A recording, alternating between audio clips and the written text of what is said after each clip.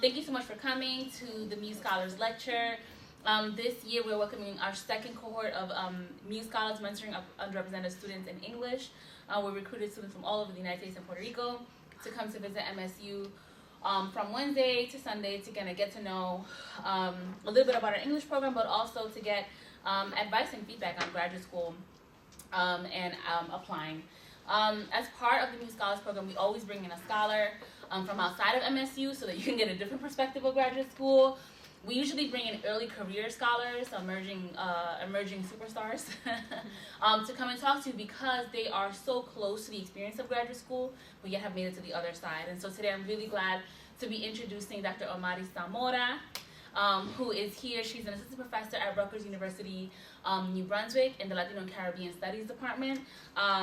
Before that, she was an assistant professor at the University of Kansas in the Spanish department. Is that correct? Yes. Spanish. Her book project, which she's working on, which she's going to present a part of that book project, is titled Afro-Latina Transformations, Poetics of Black Embodied Archives and Feminist Epistemologies. And that book engages the theoretical formation of Afro-Latina feminist epistemologies through an analysis of transnational Dominican women's narratives in literature and performance. Omaris is published in several leading journals in the field of Latinx studies. And in addition to her scholarly work, she's also a spoken word artist. And I have been fortunate enough to see her and the way that she fuses together her creative writing and spoken word work with her scholarship as a way to expand beyond the boundaries of the disciplines and to bring that kind of creative energy to the work, to the classroom, and to communities and scholars and beyond. And so I'm really excited for her to present this paper, Delectable Complicities from El Nie, Afro-Latinx Feminisms of Cardi B and La Bella Chanel. I've seen some portions of this. I'm excited to see it put together here in this presentation. So please join me in welcoming Dr. Omaris Zamora.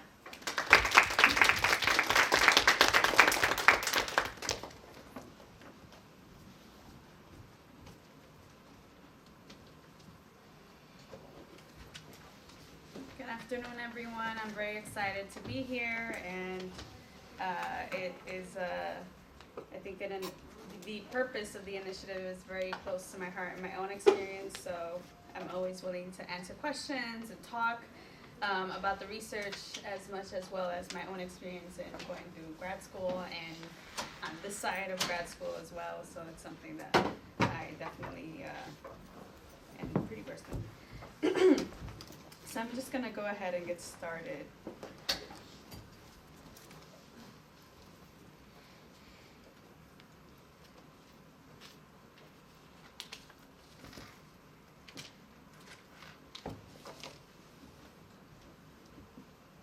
Hashtag YOLO. Oh wait, before I fully get started, how much time do I have? Like 40 minutes? 30? Perfect. Yeah. Okay. I want to make sure I don't jump into it without knowing how much time I have. All right, here we go. Take two. Hashtag YOLO. Un café con leche al filosofear un poco. Un buen libro para remediar el cerebro. Una buena bachata para recordar los buenos tiempos. Una hora infinita para amarte sin diarrea. Una comida que me dé un orgasmo en la boca. Un groovy baby de Austin Powers. Un ray en el Mercedes de tu abuela. Una memoria de tambor y guira. Una cadera por allá, otra por acá. Unos dulces al llegar a las nubes. Un baile al sincronizar de las luces. Un espíritu de risas, sonrisas y coqueteos. Un ritmo, una alegoría, un pensamiento, unos versos. Un avión a donde no se caiga. Una cama de piedra, un olor de peos ajenos, unas aventuras cervantinas, una cueva, mi cocina, unos tragos de ron, una conversación de pornografía, un masaje en la espalda, un trance que no respeta el tiempo ni el espacio, una locura de cuca, una noche de hotel, unos besos en el sótano al lado del laundry, un apretón de pinga, un amor acabadito de nacer, una vuelta en pasola, unas compras, una cerveza, un happy hour, un poema medio tostado. Hashtag YOLO is a poem from 2012 where I take advantage of the then popular life motto, "You only live once," to express my lived reality into liberation from preconceived notions others had of me and that I also contended with. My blackness did not need to become Black American in order to be Black. My Latinidad did not have to translate, perm, or lighten itself to be Latina. And finally, I had come to recognize that my feminism did not have to be respectable to be validated. Although for some that may be paradoxical, I do not believe that it is. Here I simply say paradoxical because as these women would say, or I think they would agree, I will be talking about today, they perform Black diaspora feminist epistemologies, and they do so in their own way. However, the sometimes limiting lens of Black feminist theorists would read their delivery or embodiment as complicit to patriarchy and not feminist at all. To take case in point, Beyonce's Lemonade visual album release in 2016 caused many to write their analyses, commentaries, and critiques in favor and against her iterations of Black feminism. Among them, Bell Hooks, a prominent Black feminist scholar, wrote in her own piece, Moving Beyond Pain, that, here are some quotes from that piece, and I quote, "Beyonce's version of feminism cannot be trusted. Her vision of feminism does not call for an end to patriarchal domination. It does not bring exploitation and domination to an end. Ultimately, Lemonade glamorizes a world of gendered cultural paradox and contradiction," end quote.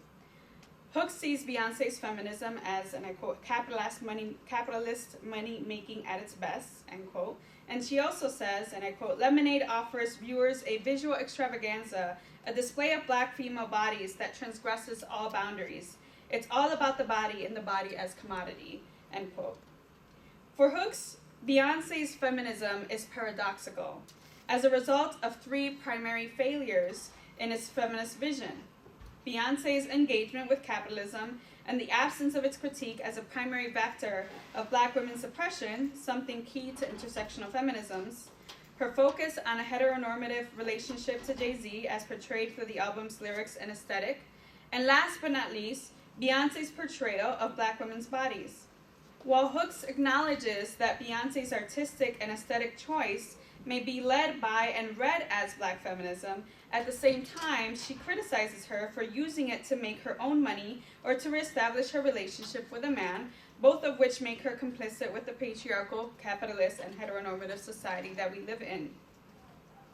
While I understand and to a certain degree agree with Hooks' critique, there is also something paradoxical about Hooks' narrow Black feminist framework, which ignores many of the Black working class women who follow Beyonce's work and are in need of visualizing themselves in these media spaces. Her feminist vision ignores the lives that are at times complicit with matrices of oppression in order to survive, particularly those of urban Black diasporic working class immigrant women. Lemonade is one of the few visual artworks that highlights Black feminism through an Afro-diasporic framework that includes Afro-Latinas and other Afro-Caribbean women whose experiences are not always at the center of Black feminist discourse as understood in the United States. Lemonade features cameos of tennis players Serena Williams, Trayvon Martin's mother Sabrina Fulton, Eric Garner's mother Gwen Carr, and Michael Brown's mother Leslie McSpadden. The Afro-Cuban duo Ibeyi Singer Sundaya also make an appearance, as well as London-based Somalian poet Warsan Shire. The visual album presents a diverse group of Black women from the African diaspora. My point here is not to completely let Beyonce off the hook, no pun intended, but to shift the focus from Beyonce to the kind of feminism she is invoking, one that is honestly seems more realistic or accessible to us. In what ways have working class Black women of the diaspora never been complicit to patriarchy and capitalism? Although there are systems we attempt to dismantle, there are also the same systems that we live, breathe, and survive within. Is it completely realistic to imagine Black feminism that is completely devoid of patriarchy and capitalism? While this dystopian question might suggest a kind of Black femme pessimism, I want to take the time and space to acknowledge that when we attempt to shape and constrain what Black feminism should look like, we miss out on the everyday practices of freedom that sometimes operate in complicity, whether conscious or unconscious, to capitalism and patriarchy. Here, I want to gesture toward other contemporary Black feminist scholars like Brittany Cooper, Jennifer C. Nash, Treva Lindsay, Joanne Morgan, L.H. Stallings, among others, who are reminding us how complicities and contradictions operate as practices of Black feminist freedom and fugitivities. We must understand the multiplicity and multidimensionality of Afro-diasporic feminist embodiment within and beyond the United States in order to acknowledge the breadth of Black feminist work that is being produced within and beyond the Academy. I suggest that we look to the public space of the digital, such as the internet, which makes diaspora visible. The internet becomes a public meeting ground, which encapsulates diaspora simultaneously at points of rupture and juncture, as Brent Hayes Edwards reminds us in his timeless article, The Uses of Diaspora. In particular, I want to bring attention to the ways that the internet has become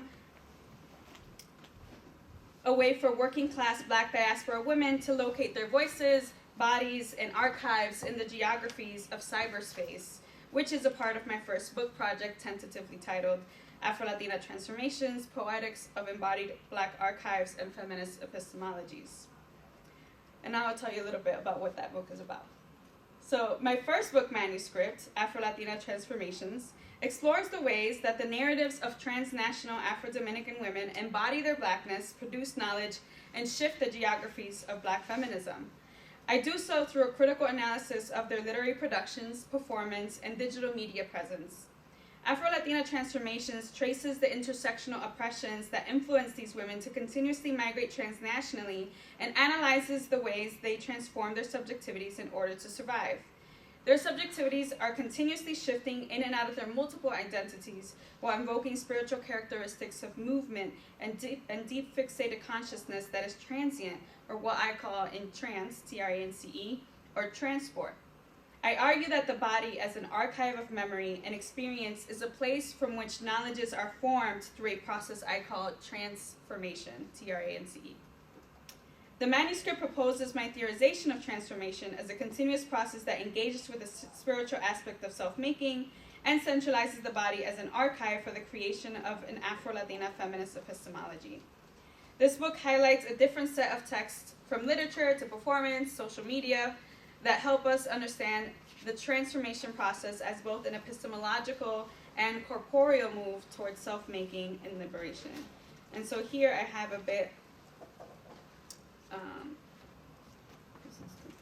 what is showing? Oh, okay. Here I have a bit of what I'm describing as transformation, but also the kind of keywords that I evoke in this idea of transformation, right, as being transnational, transformative, transient, and the idea of trance.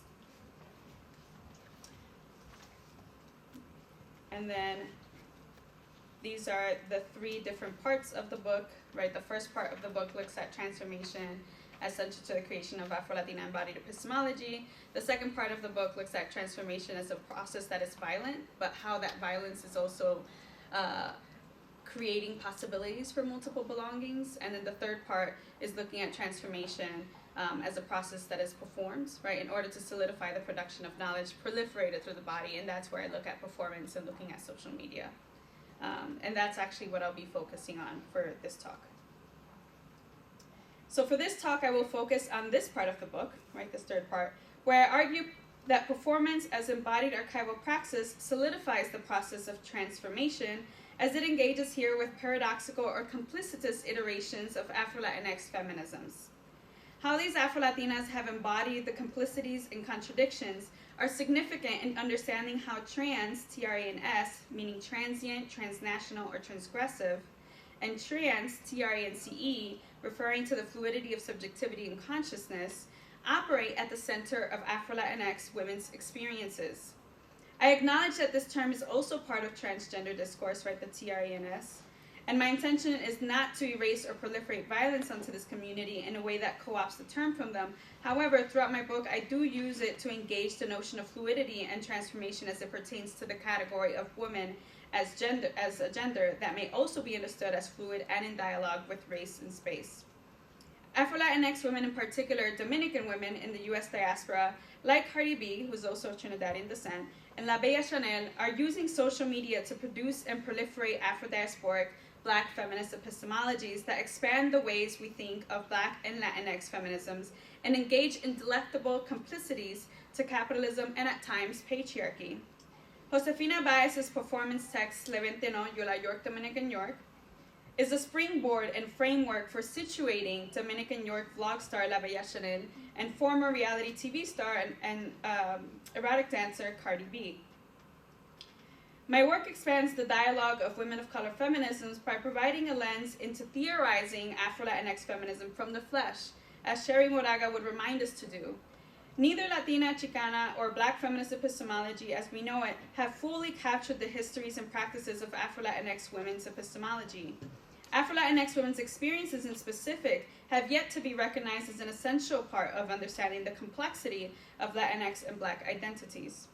Within the field of Afro-Latinx studies, we must also create a space for us, Afro-Latinas, which grapples with the way that race, gender, and sexuality are reconfigured in a transnational context.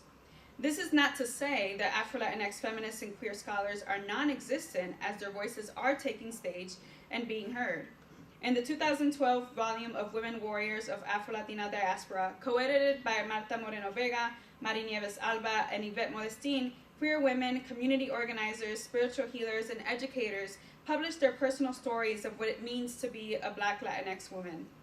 The narratives in this anthology made it clear that their bodies, as well as the fluidity of their identities in the transnational, spiritual, and sexual sense, were central to their subjectivities. It is here that I recognized in my own experiences as well that the constant presence of the prefix trans, T-R-A-N-S, and the word trans, T-R-A-N-C-E, were central to how we understood ourselves as Afro-Latinx women, meaning not fixed or stagnant, but transnational, transient, right, transgressive, in these, right, thinking about these terms. Afro-Latinx identities as a fluid identity are composed of many experiences that emerge from the interstices. It is a lived and expressed identity from within these trans spaces. It is from here that we can approach an Afro-Latinx feminist thought. It is here where I want to arrive, or where I'm going to arrive. To propose that these different trans moments and experiences are essential to the fluidity of Afro-Latinx women's being. Much of what we experience is embodied and leads us to understand how Afro-Latinas theorize from the flesh to locate themselves. As women who lack visibility and recognition within the U.S. Black and Latinx spaces, and as Ana Lara advises, right, she advises us, and I quote, that we must in turn push to be seen, end quote. She posits that, and I quote, the tendency among those of us who occupy this space of invisibility is to go to the fear that Afro-Latinas and Afro-Latinidad lack definition, end quote. We can theorize trans as a frame to analyze Afro-Latinx women's embodied archives from which an epistemology is rooted in constant movement, but also in the ways that the centrifugal movement of leaving and coming back pushes their own consciousness and subject formation into a transcendental space where new subjectivities can be formed. Today, in my analysis of Cardi B and La Bella Chanel, transformation, T-R-A-N-C-E, is a method of survival that engages with the cyberspace as a trans space of fluidity and continuity. I refer to epistemologies here as ways of knowing, things like methods, strategies, ethics, spiritualities, experiences, etc. And knowledges are what are produced in and through those ways of knowing. Furthermore, their performance through social media videos transmits Afro-Latinx feminist knowledges that are transformed from an embodied archive of experience and self-making.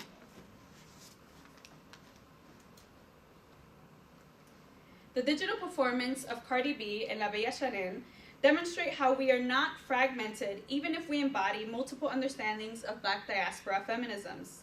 They demonstrate a way of being and self-making that could not be boxed in. It is ratchet and graceful, it is spiritual and secular, and yet still politically engaged.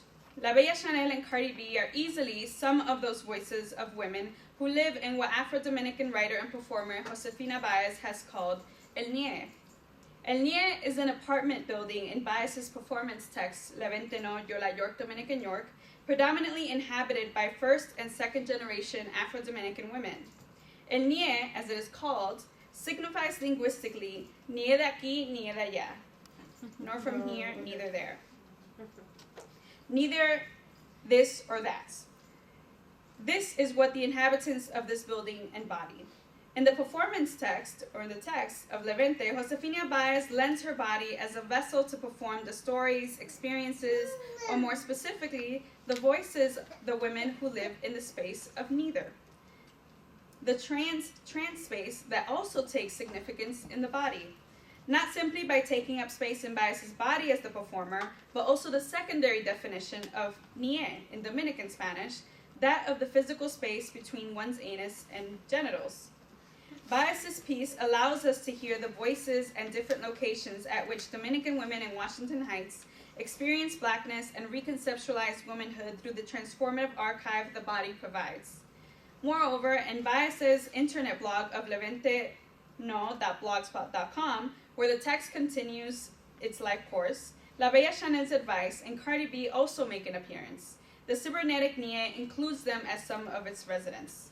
So even though Levante No Yo La York Dominican York is a text that you can purchase, right? It's a text as in a book, and she also performs it, right? The text has this moment where it kind of throws you into a blog. It's like, oh, the life of the Levante continues here, right? And you can literally plug that into your computer, and it takes you to the Levante No blog, where basically there's this kind of continuation in life that just keeps going, right? And so one of the December, right, in 2018, right, Cardi B and her husband Offset kind of had a argument, or kind of she was upset, she was probably going to leave him, right, but then she got back with him, right, so in Levante No, right, there's a voice that kind of writes about this, upset con el pai de culture, upset with offs, please, be glad for Miss B, trust her power, we do, for her and for all Durangas, known and not so, bájenle.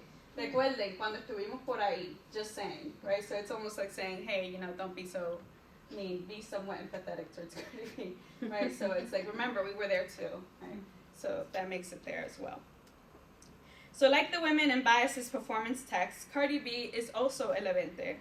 As Rita de Meissonier describes, and I quote, Levante, inspirado en levantino, es un término despectivo que se usa en la República Dominicana para referirse a un errante, un desarraigado, alguien que no tiene costumbres identificables. El levante siempre está en movimiento y regularmente del lado dudoso de la ley, right? So someone who's always on the doubtful side of the law. In many ways, Cardi B does not fall into a particular place within social media when it comes to being an identifiable stripper, reality TV star, hip-hop artist, feminist commentator, etc. She moves from one subject position to the next, right before our eyes, to the point that she becomes unidentifiable, or at least by some. Cardi B is every single one of these things and more, although she claims she is, and I quote, just a regular, degular, schmegular girl from the Bronx, end quote, and nothing more. In this world, we encounter other Levantes like La Bella Chanel. Chanel is a Dominican woman who resides in the Bronx and works at Exotic Furniture, a store located in Washington Heights. Chanel, who was born in Dominican Republic, migrated to Puerto Rico with her parents when she was 10 years old. Although she has spent more time outside of her country of origin, she still considers herself 100% Dominican. She has become an internet sensation, amassing over 1 million followers. Last time I checked, she had over 3 million followers on Facebook worldwide, and now has her own channel on the music and video streaming software Tidal. Chanel is the voice in the cybernetic nie that is unapologetic and unfiltered. Her multiple videos of advice for women and others full of shade and defensive strategies challenge us to rethink notions of sisterhood while at the same time stepping away from homogenizing Afro-Latina or Afro-Dominican experiences. While no one has taken to task to write about La Bella Chanel in scholarly fashion, I do so for 2 reasons I will share with you. I have many, but I will share 2. One, she is a knowledge creator like other women's voices in Baez's Levante that disrupts sisterhood by calling out anti-blackness and or complicity in patriarchy. And 2, Chanel is key in understanding how alternative or paradoxical feminists are the go-to for many working-class transnational Afro-Dominican women. Her own experiences as an Afro-Dominican woman lay at the center of the epistemology she produces. Likewise, Chanel forces her listeners and viewers to meet in the presence of her body. Hence, her body and its performativity is central to the transmission of the message. Diana Taylor's The Archive and the Repertoire helps us to think of performance as embodied practice in episteme. This, along with the work of E. Patrick Johnson, Ramon Rivera Cervera, Thomas DeFrance, and others, pushes us further to the question of what happens when we perform the archive through our Black bodies, or Black Latinx women's bodies. How does the fact of our Afro-Latinidad, along with its gestures, bodily movements, embodied memories of horrifying experiences and violence, perform and transmit knowledge? This is the case in one of La Bella Chanel's videos, where she addresses someone who criticized her because she is a Black woman wearing bright red hair. In this case, as Harvey Young stated, and I quote, "Black can only resonate with the meaning that it does when it is considered to be geographically and socially in or out of place," end quote. In this way, Chanel's Blackness is understood as excessive at the moment that she takes up cyberspace in a significant way, but also steps out of place socially and sartorially. Hence, her Blackness must be policed. Chanel responds to the policing of her Black womanhood by stating the following in this video, which I'll have to, there you go.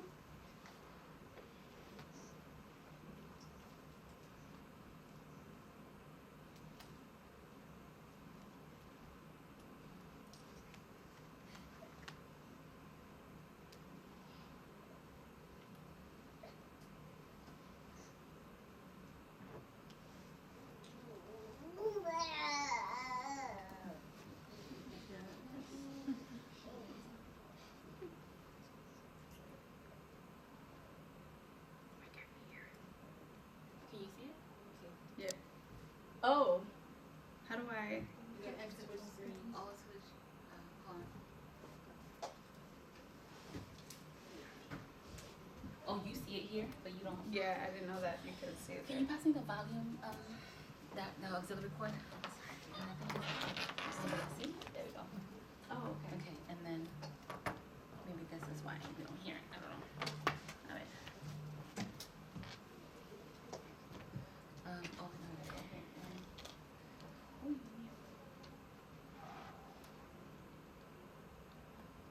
No, está bien. Is the sound through those HDMI ports?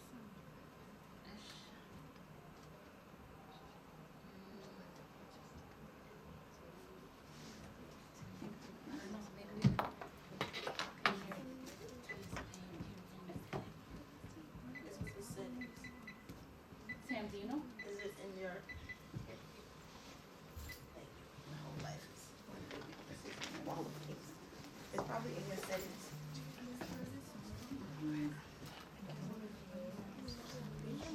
It's over there on the extra screen.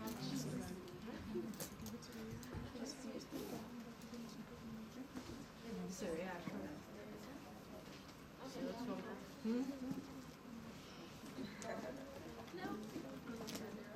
Yeah.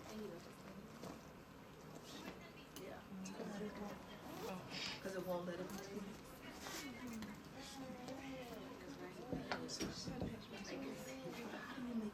I can't do this. No eche competencia conmigo, que este pleito no lo vas a ganar. Tú y tu color amarillito y tu pelo rubio y bueno y natural. A donde llegue esta negra te 170 veces. No compita conmigo para que no te dé el verdadero infarto satánica.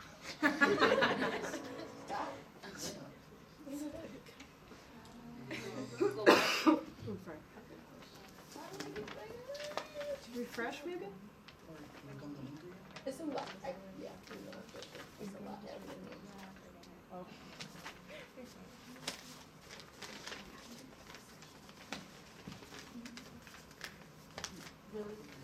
Porque yo soy negra. Oye lo que te voy a decir, yo pago bastante por poner mi pelo de este color. Porque me lo pongan y muchas horas sentada en una silla para que me pongan mi peluca en mi cabeza. Yo no puedo tener el pelo de este color porque yo soy negra. Oye lo que te... My son never came home. See any distinguishing scar?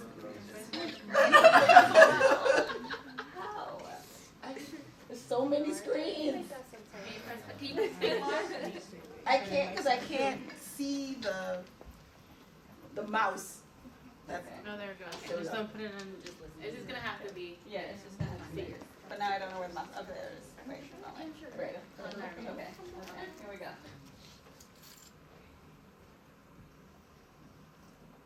What have we done? What have we done? Okay, now it's not playing. Oh my goodness. I just realized. That's what she was saying. And the volume. Look at the volume. Oh, but it's just not moving. No.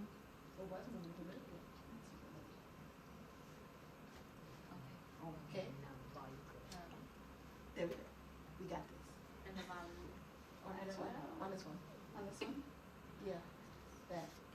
Okay. Pelo de este color. Porque me lo pongan y muchas horas sentada en una silla para que me pongan mi peluca en mi cabeza. No te metas en lo que no te importa. Yo pienso que tú tienes mucho problema en tu diario vivir para estarme llevando la vida. No puedes con la tuya y quieres cargar con la mía. Te voy a dar un consejo salido desde lo más profundo de mi culo. Lleva solamente una tequila. No intentes cargar con la mía. Sobre los colores de mi ropa, yo me pongo lo que a mí me salga de mis santas ricas. Porque yo me puedo poner lo que me dé la gana, sea negra o sea verde. ¿Usted me entendió? Que usted sea blanca y que yo sea negra, eso no quiere decir que yo no pueda complacerme en lo que a mí me dé la gana. El próximo color que me voy a poner en la cabeza va a ser verde y me voy a vestir de amarillo. Para que te dé el verdadero infarto, el verdadero ataque de crica, satánica. Lleva tu vida y no te metas en la mía. ¿Tú me entendiste? ¿Tú me entendiste? Y no vuelvas a hacer ningún comentario sobre mi color. Porque esta negra que está aquí, donde yo llego, tú rubia y blanca, te siento 70 veces siendo negra totadita, coño. ¿Tú me entendiste? No eche competencia conmigo, que este pleito no lo vas a ganar. Tú y tu color amarillito y tu pelo rubio y bueno y natural. A donde llegue esta negra te siento 70 veces. No compita conmigo para que no te dé el verdadero infarto satánica. So how do I go back to the slide? Just X that screen out. And you should be good. Yeah. Oh, perfect. Great. So I have written my own translation of that. Yes. So you can feel free to read that. You'll get the same message.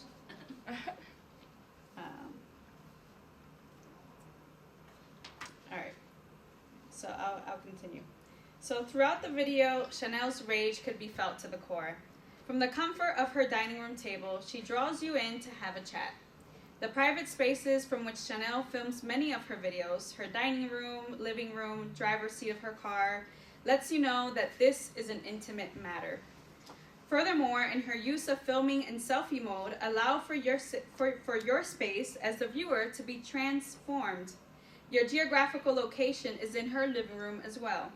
Chanel breaks the boundaries of geographical space through the cybernetic nie, and here stands up to what could be a racially white Latina, which signifies a few things for the viewers. Whether we are her, the woman she's referring to, or we are in the same room as her. This is the trance that we experience as we get caught in the crossfire of racially charged sartorial policing that Chanel is experiencing. Furthermore, we must acknowledge that Chanel self-identifies as a black woman. Second, she challenges white Latina womanhood by acknowledging her own body's desires as well as reestablishing her agency, voice, and right to decide what she wants to do. While it may not be necessarily anything original to think about in real life, it is important to underline that Chanel reinforces and empowers the ability to be a strong-willed black Dominican woman that confronts the policing that occurs within the Latino community among women. One of the main monologues that Chanel has in her series of videos is addressing the women who want to pressure men to be with them. She mocks them, recreating very well-known scenes of women calling their male partners, asking whose Facebook page they're liking and why they have phone numbers of other women, or why they're being blocked from being able to contact them. Her response to these women is to stop devaluing and humiliating themselves. She says, and I quote, "Deje de hacerse la payasa, ridícula. Deje de maltratarse, satánica. El sufrimiento es inevitable. Soportarlo es opcional." End quote. Right? Even in the most paradoxical ways, Chanel recognizes the capitalist society that we function in when she calls out to the chapeadoras, or women who are gold diggers and provide affection, intimacy, and sex to their male partners in exchange for goods. and I will definitely correct this, that it's not just to male partners. They do this with really anybody, right? She calls them putas or whores, and even tells them that if they are to engage in being a chapeadora, they must learn how to financially administer their bodies. In the video, Puta con Etiquetas, she claims, right, and they're actually, this is the thing about doing work with social media, is that sometimes the users will delete the videos, and you already wrote about it, so you have to, like, really, you know, make sure that you write all the words, you kind of, what's the word, transcribe. Thank you. Transcribe the videos, right? So I can't find this video anymore, but I transcribed it. So I will do my best Bella Chanel impersonation. She says, las putas con etiquetas, las putas finas, se manejan de esta manera. No le piden $100 a cualquiera porque ellas se preocupan de que tengan muchos $100 en su cartera. ¿Entendiste? Eso es una buena administración de nalga. Cuando ese tipo de mujer tiene un hombre, se aseguran de no pedir todo el tiempo para uña y para pelo. Cuando piden, piden de a mucho. Y tienen un don divino que cuando ese hombre no la puede vaquear en la cantidad que pidieron, lo sueltan en banda, porque nadie quiere un hombre que le azare su maldito culo detrás. Eso se llama puta con etiqueta. Si vas a ser puta, porque en verdad no te gusta hacer mucho esfuerzo en la vida, tienes que hacerle una buena administración a tu nalga. ¿Entendiste? End quote. And this is my English translation. Chanel is an empowering women even for chapeadoras, reminding them of the economic value, their bodies, and dispersing gems of knowledge as she sees fit. For Chanel, the chapeadora is the radical woman who gets one up on men. She is divine justice. For example, in her series of San Bingbing videos, and San Bingbing is translates to Saint Dick, Chanel describes the role of the chapeadora as well as invokes the spirit god of San Bingbing to help her avoid men that have nothing to contribute. So I'll play the video and then I'll show you, and then I'll tell you what, because I haven't transcribed this one yet, which I need to. Let's see. I embedded the video, why isn't it working? Let's see, right click. Also have to click on the link. Okay, I'm just gonna click on the link. It's probably popping up in the background. You have to exit. Una oración en rechazo a esos hombres que están poseídos por el demonio de la tacañería. Por esos hombres que en la primera cita en vez de pagar hotel te quieren invitar para su casa.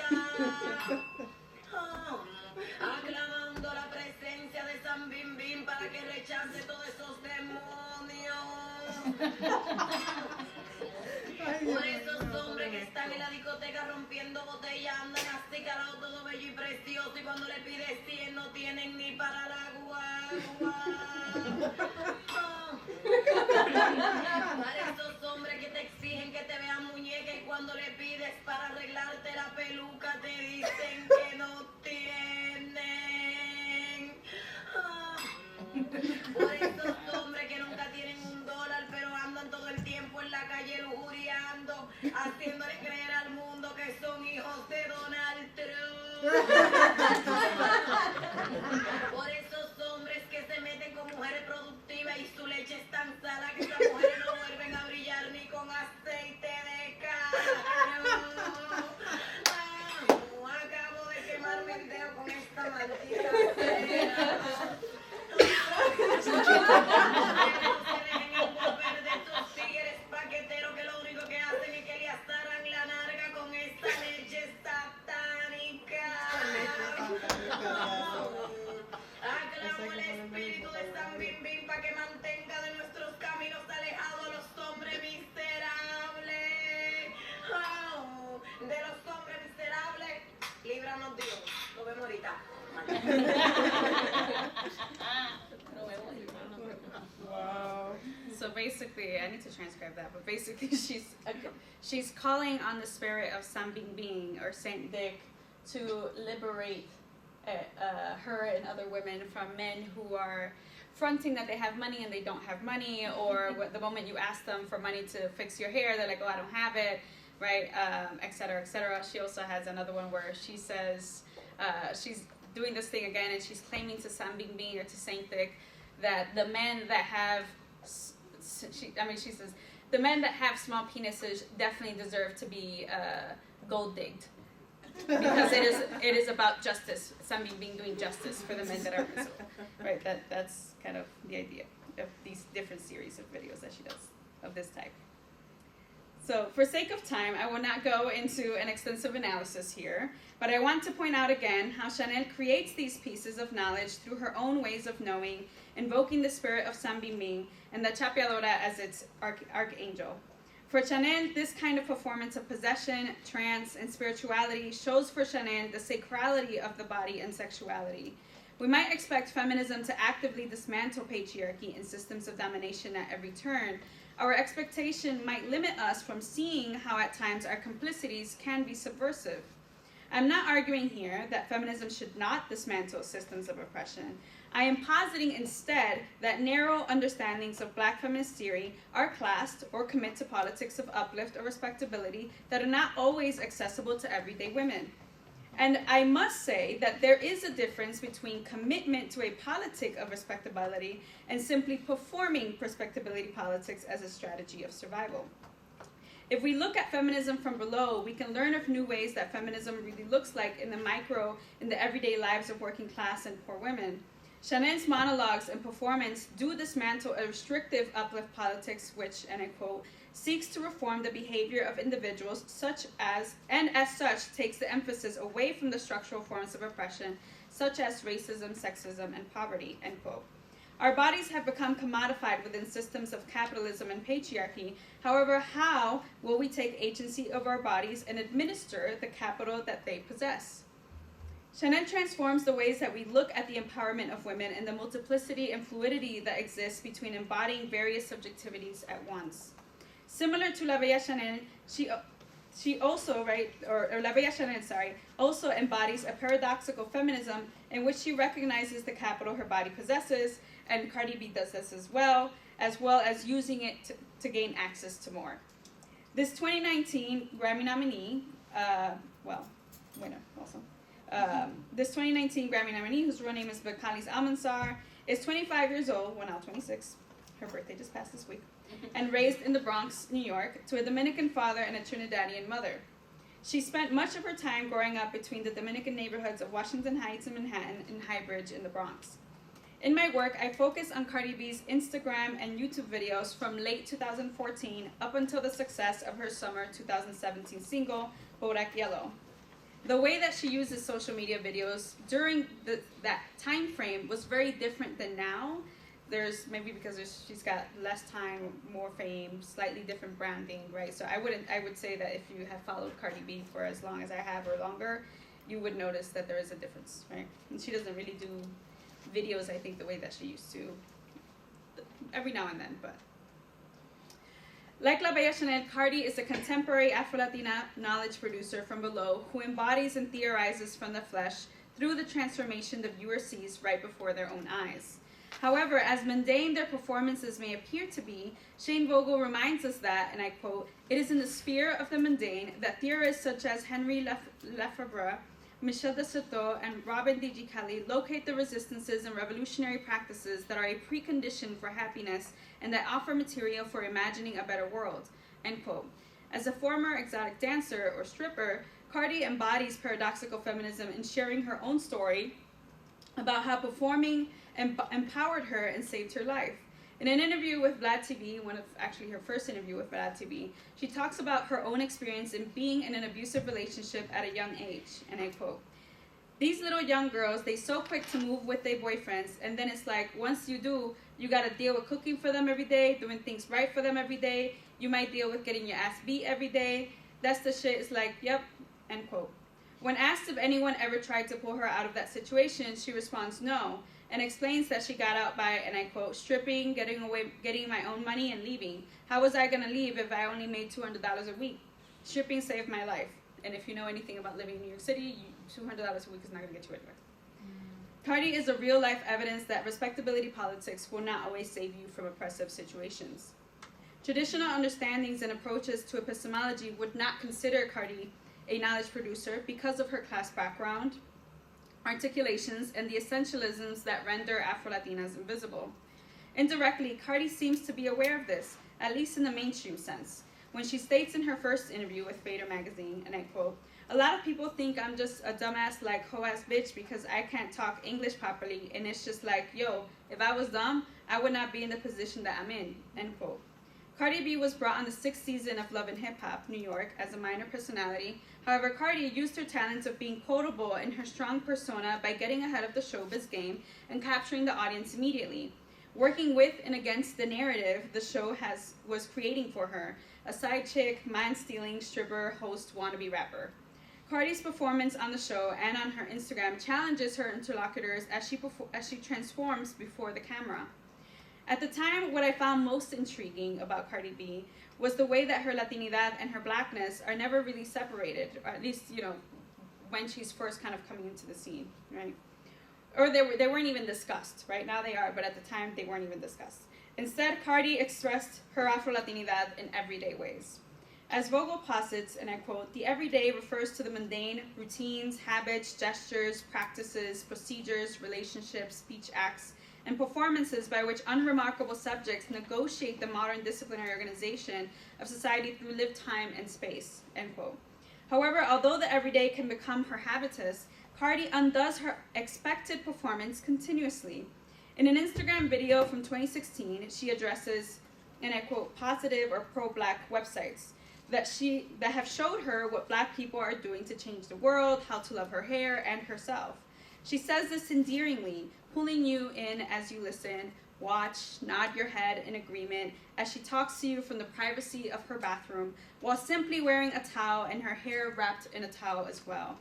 Cardi expands our notions of the everyday or the mundane in her own use of social media to entrance you and form a private, intimate moment of gossip. It is as if this performance, gesturing, and deliberate staging of her positionality break the barrier of the screen and the digital space that separates the viewer from her.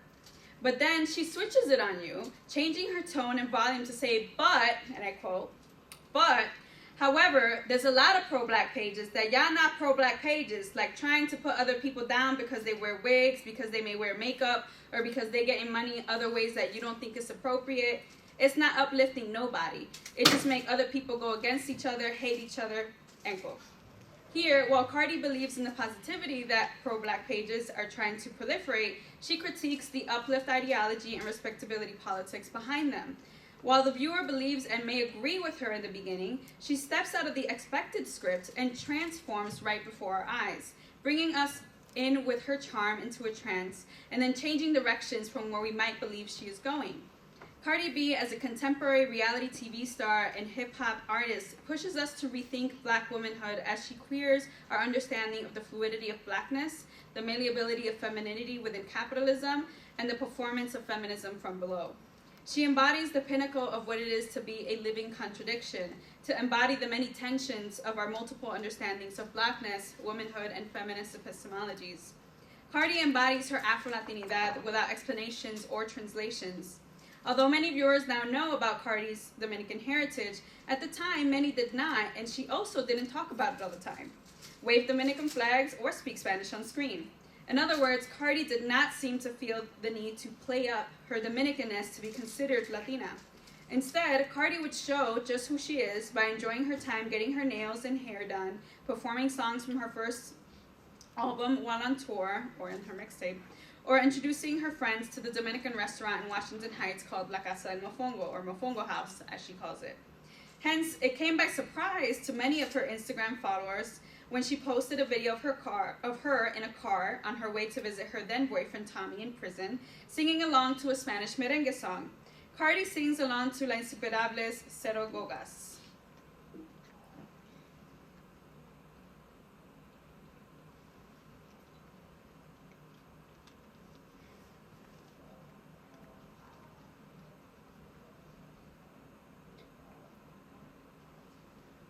I spent time embedding these things, and now it's not working. How do I get it to work?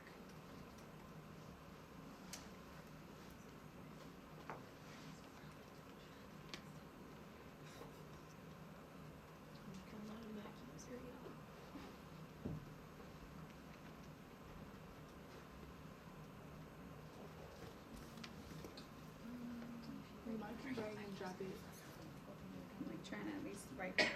There we go. You might could drag and drop it like off the screen, just on your desktop. Just and then drag and drop it in the desktop. Yeah, and then just play it on the desktop. Yeah. Yes, like that. Below. Did I do it? I don't Did it know. happen? No, it didn't happen. Drag it all the way up. Yeah. Yeah. Did it happen? I don't think it's happening.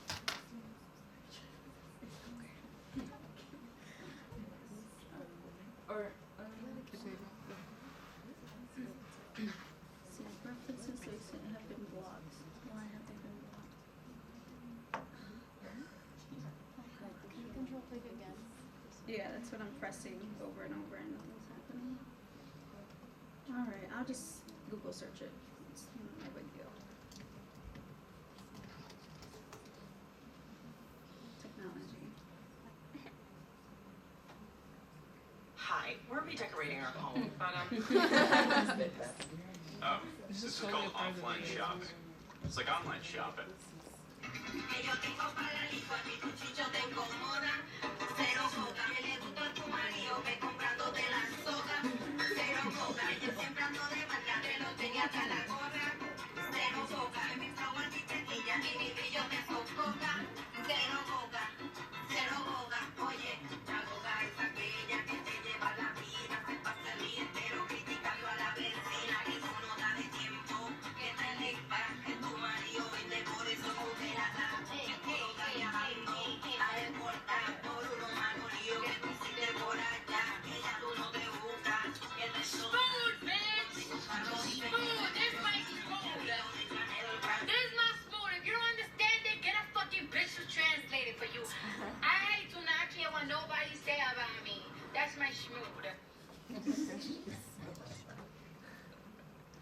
And I did transcribe that. Basically, right? The song says, "I have money for my lipo, and for you, your gut makes you uncomfortable. Cero goga." And cero goga is basically like don't text Mac.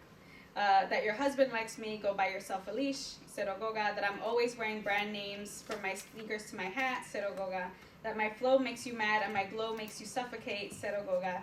The goga is the woman who wants to run your life and spend all day criticizing her neighbor. Right? That's basically the translation there. Play from current slide. Let's try this again. Technology. I love it. There we go. Great. So Cardi breaks with the presumed habitus and throws her viewers a curveball or unexpected moment. She posts a video of her singing a song that is about having other women who hate on you or envy you for what you have and what you and your body can do. Cardi's motion to reveal this part of her, singing in Spanish at this time, creates a rupture from being boxed into mainstream understandings of Latinidad or Black Americanness. This video on her Instagram has us catch her in the act of transformation, in which she creates a slippery subjectivity that can only be read and translated by a few. To put it bluntly, you either know or you do not know, and this is the trans subjectivity that Afro-Latinidad offers, playing out insider-outsider knowledges. In approaching this lack of translatability, I agree with Diana Taylor when she suggests, and I quote, "I propose that we proceed from that premise, that we do not understand each other, and recognize that each effort in that direction needs to work against notions of easy access, decipherability, and translatability," end quote. In other words, Cardi forces us to acknowledge the complexities and depth that exist within discourses of Blackness. If we attempt to capture or essentialize Blackness, or more specifically, Afro-Latinx womanhood, we fail to acknowledge it in the first place. Cardi's refusal to translate the intimate meanings of the song and her embrace of the communicative rupture between her performance and its audience suggests a willingness to embrace untranslatability as a political move, a form of disidentification with the desires of her audience. It is important to acknowledge that Cardi takes herself seriously and goes above and beyond just using her body to gain capital, flip the script on men, and call out her female haters. She is also a political critic of the violence against Black people and is always well aware of the systemic and institutional racism that rationalizes systemic inequality. In another video, she acknowledges the way that institutional racism is at play when she responds to the 6-month sentence given to Brock Turner, a young white man convicted of rape in California. And that's this video. I'm just going to click on the YouTube link. I know I look crazy, but let me tell you something. This young kid got convicted of rape, right? And he's only serving 6 months in prison. And you know, a lot of us keep saying, oh, but if he was black, because bitch, if he was black, it would have been a different fucking story. That's why we use it. Oh, y'all always want to use the race card. Because bitch, if he was black, it would have been a different fucking story. The fuck? That's why we use the motherfucking card. Because that's the motherfucking truth, bitch.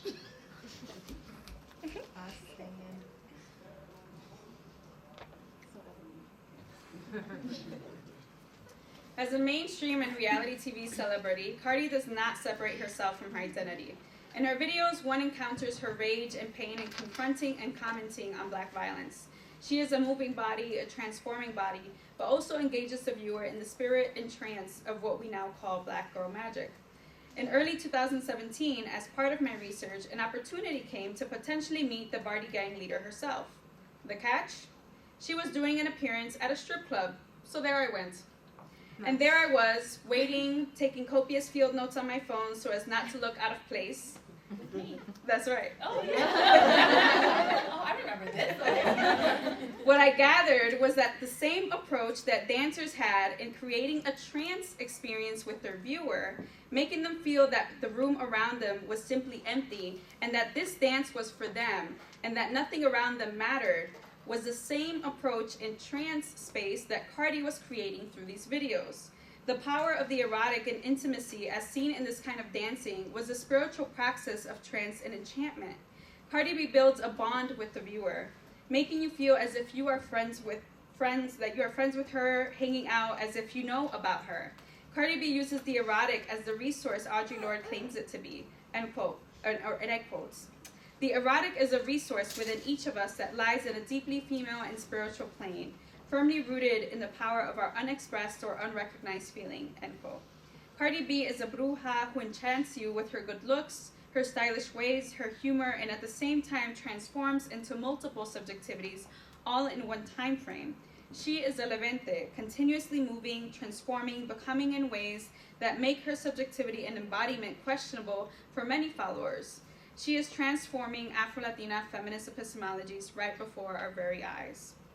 And just a few concluding things, right? So Cardi B and La Bella Chanel offer us and contribute to the heterogeneity of Black diaspora feminisms. The examples I have delineated here push further the ways that we can learn to see and identify Afro-Latinx feminist theory in the making. They are necessary voices that challenge us to reconceptualize feminism, Blackness, Latinidad, and transnational identities in ways that we could not ignore. Their voices and multiple subjectivities in the digital space enrich the scholarship and dialogue around feminism in ways that are continuously evolving. The cyber world becomes a trans space and a transnational place that evokes fluidity and confluence.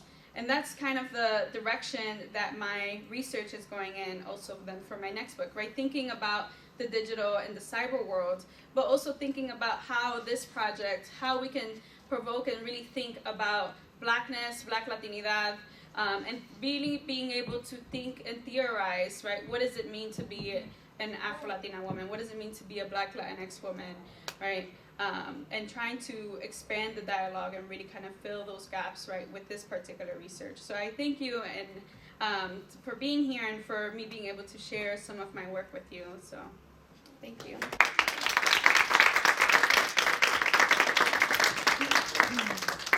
Thank you so much. I think we have time to take, we have about 10, 15 minutes for Q&A.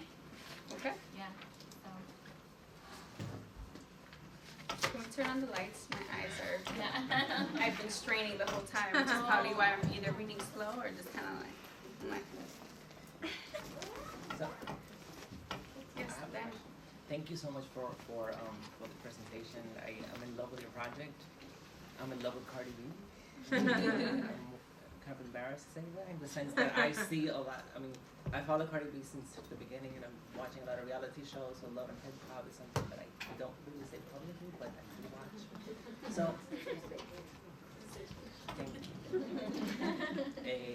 Omaris, how do you complicate a little bit more? I mean, can you complicate a little bit more the kind of feminism you're theorizing with Cardi B, specifically with I see in her a raw feminism in the sense that she's unapologetic with certain aspects, right? So the Afro-Latina, body politics, getting away from respectability, and I'm really for it, right?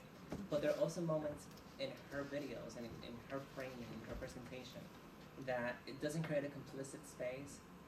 What happens, for example, I'm more talking about the queer aspect of it, and her usage of the F word, when she's lashing out at the way people are reading her, indicating, you know, I hope you have AIDS to some people that are detracting from her, and not stepping down from it.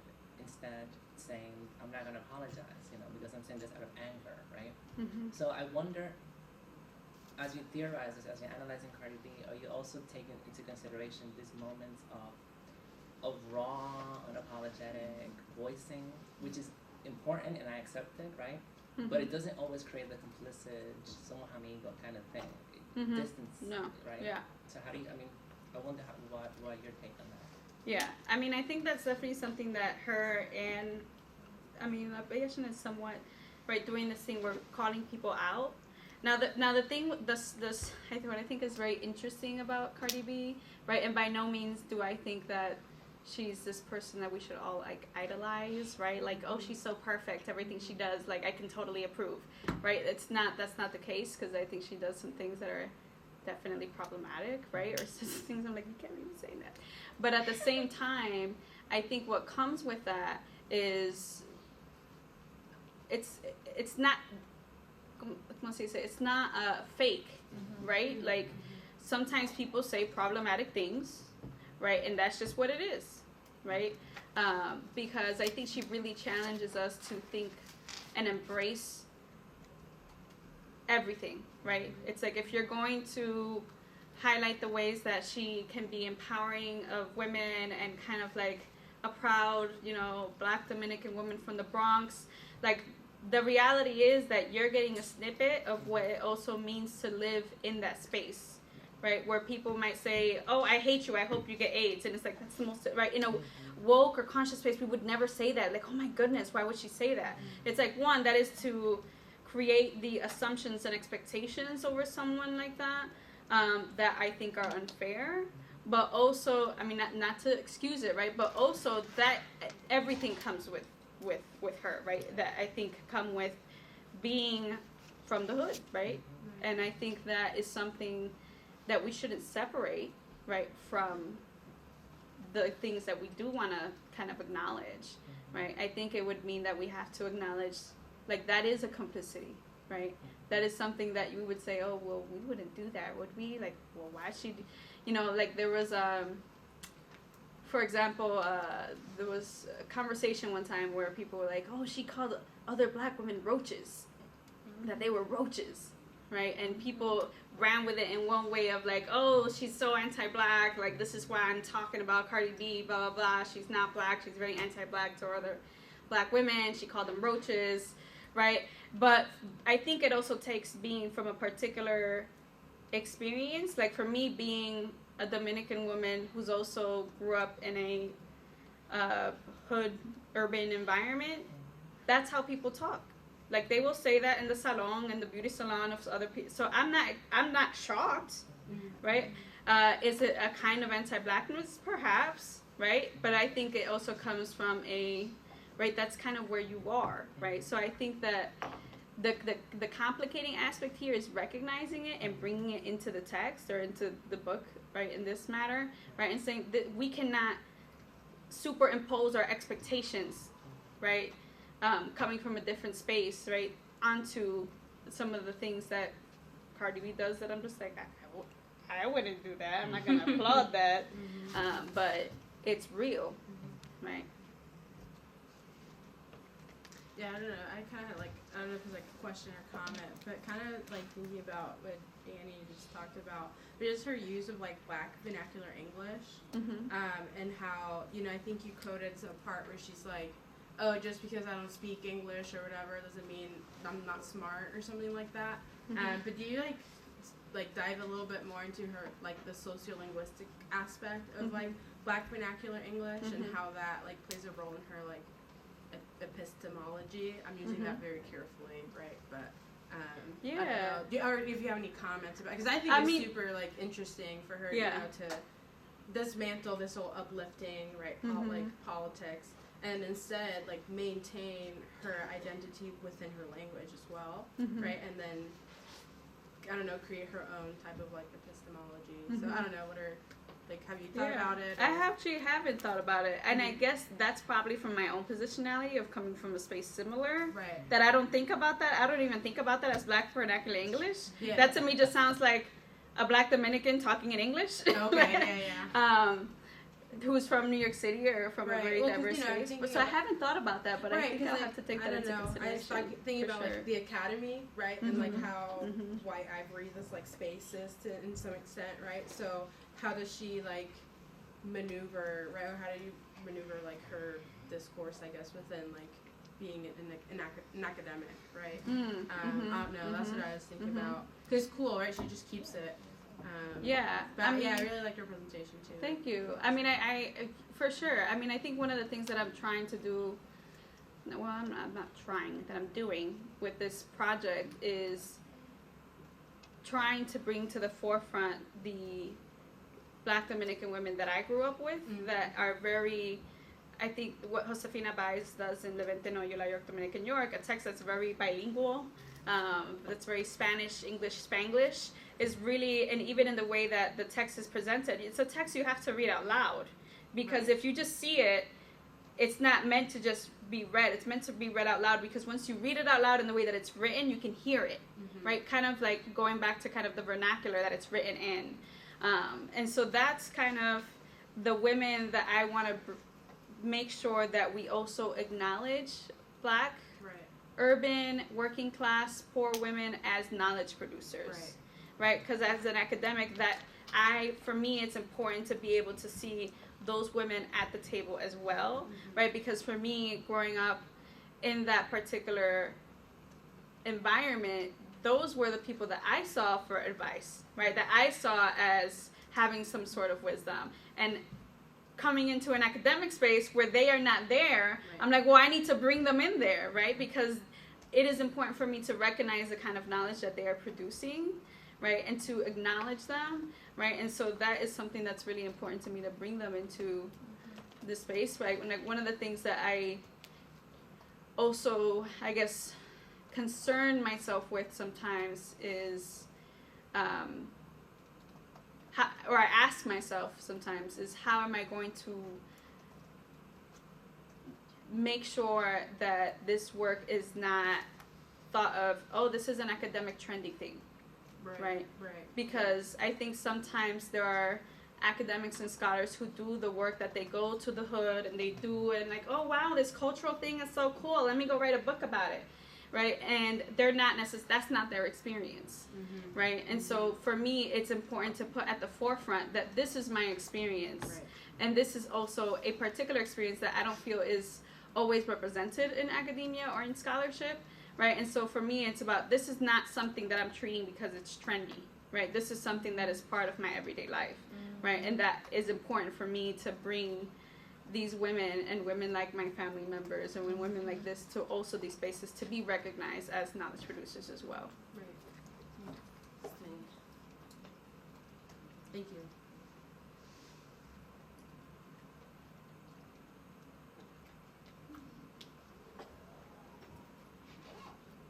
Hi, Mariana. Hi. Also Dominican. Hey. So I loved everything about your presentation. I think like sometimes when I'm thinking about the different types of feminisms and how I talk to, say, my mother, right? Like this is like as a representative of a generation that sees things a little bit differently, whose feminism, right, like just has a whole different experience and spin. I also wonder too, like how much would it take for different types of feminisms to acknowledge each other in a way that's not contentious, or is it just inherently going to be like is it gonna be contested, you know, or do you think that there is like a fundamental truth that might actually bridge a little bit of that? Like if my mom tells us, she'd be like, ay, que escandalosa, you know, and it would just be like over. She wouldn't want to listen. She would shut down because in her mind, her feminism is like being an upright mom who's a good model in the way that she thinks a mother should model for her daughters. So what do you think? Like, how do people speak across these different experiences, especially like, you know, her like growing up in the U.S., my mom being Dominican, it's like, yeah, how would you talk to your elders? More like, how have I talked to my mother? Because exactly. my mother is definitely similar.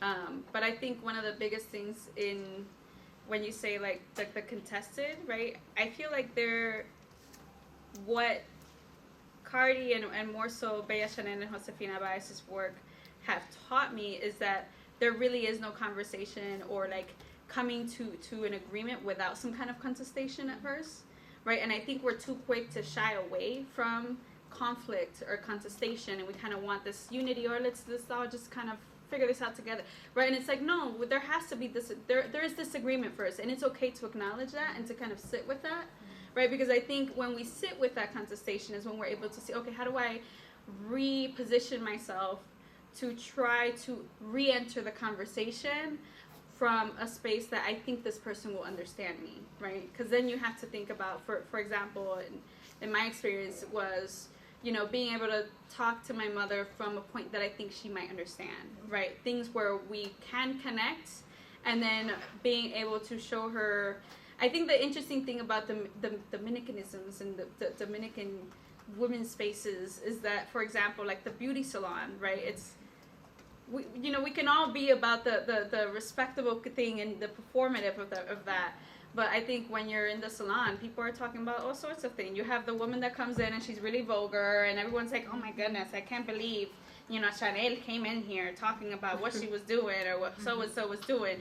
But at the end of the day, everybody was listening and everybody was taking note, right? And acknowledging that this person was there and kind of sharing a particular experience that then maybe when it happens to them, they're like, oh, this is what Chanel was talking about, right? And they may not be anything like, right, Chanel, right? So I think there's the contested, there's the repositioning, but then there's also that recommunication, but there's also listening, right? And I think that with my mom, she was definitely always willing to listen, even if she wasn't always agreeing.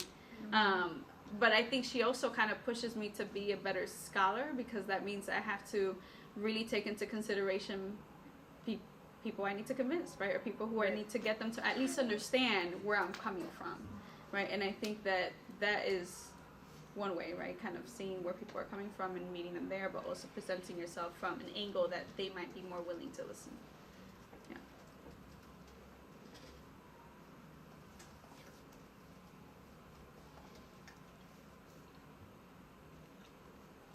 We're good? Any other questions? Or comments? If you just want to say something, you don't have to ask a question. How did you, just a really, if you could do a quick answer because it's 6 o'clock already, but how did you get to this project? That's a great question.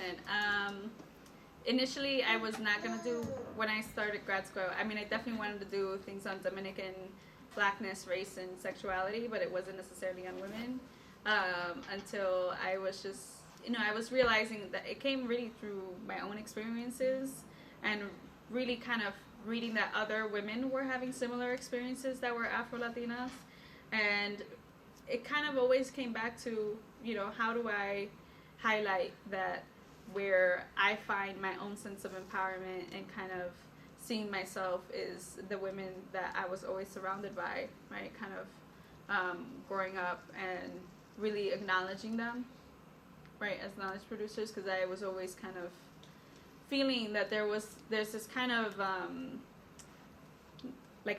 don't want to say identity crisis, but kind of the sense of like, oh, I'm becoming an academic, but I'm a first generation person who comes from working class from this type of neighborhood, and I feel like going into academia I'm supposed to fit this other mold, right? And for me, this was the way to kind of negotiate with that, is like, I don't need to fit into this other mold in this other way. I can do it the way that I know to do it, right? But also that means I need to bring my community with me, right? They don't go away, right? So that's kind of how this project, in a nutshell. We can talk more over dinner, but Yeah. Thank you for that question. Well, thank you so much.